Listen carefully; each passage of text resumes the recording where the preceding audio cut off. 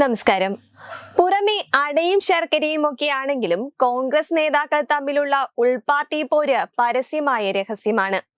അതിപ്പോൾ കേന്ദ്രത്തിലായാലും സംസ്ഥാനത്തിലായാലും ഇതിന് മാറ്റമൊന്നുമല്ല.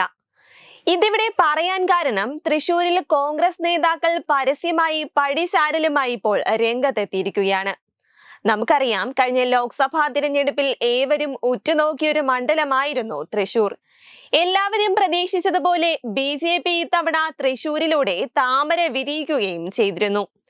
ഇപ്പോഴിതാ തൃശൂർ ലോക്സഭാ മണ്ഡലത്തിലെ നാണം കെട്ട തോൽവിക്ക് ശേഷം കോൺഗ്രസ് പാർട്ടിയുമായി ഇടഞ്ഞു നിൽക്കുന്ന കെ മുരളീധരന് KPCC ക്യാമ്പ് എക്സിക്യൂട്ടീവിൽ രൂക്ഷ വിമർശനമാണ് ഉയർന്നിരിക്കുന്നത്. KPCC working president TN Prathapan, രാഷ്ട്രീയകാര്യ സമിതി അംഗം ഷാനിമോൾ ഉസ്മാൻ എന്നിവരാണ് സ്വന്തം വീഴ്ചകൾ മറച്ചുവെച്ചുകൊണ്ട് പരാജയം മറ്റുള്ളവരുടെ ചുമലിൽ വയ്ക്കുന്ന കെ മുരളീധരന്റെ ശീലത്തെ പരസ്യമായി തുറന്നുകാട്ടിയത്. തൃശൂരിലെ പരാജയം ചർച്ച ചെയ്യുമ്പോൾ പാർട്ടിയുടെ വീഴ്ച മാത്രമല്ല, സ്ഥാനാർത്ഥിയുടെ വീഴ്ച കൂടി ചർച്ച ചെയ്യണമെന്ന് KPCC working president TN Prathapan തുറന്നടിച്ചു. കെ മുരളീധരൻ പാർട്ടിയെയും ജില്ലാ കമ്മിറ്റിയെയും പ്രവർത്തകരെയും വിശ്വാസത്തിലെടുത്തില്ലെന്നും ഒറ്റയാൻ ശൈലിയായിരുന്നു മുരളീധരന്റെ പ്രവർത്തനങ്ങളെന്നും TN പ്രതാപൻ ആരോപിച്ചു.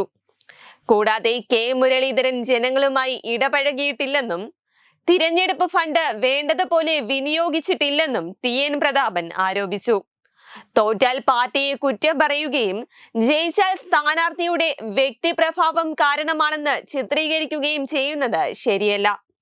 തൃശൂരിലെ തോൽവിയുമായി ബന്ധപ്പെട്ട് DCC പ്രസിഡന്റായിരുന്ന ജോസ് വെള്ളൂരിനെ ബലിയാടാക്കാനാണ് കെ മുരളീധരൻ ചെയ്തതെന്നും TN പ്രതാപൻ കുറ്റപ്പെടുത്തി.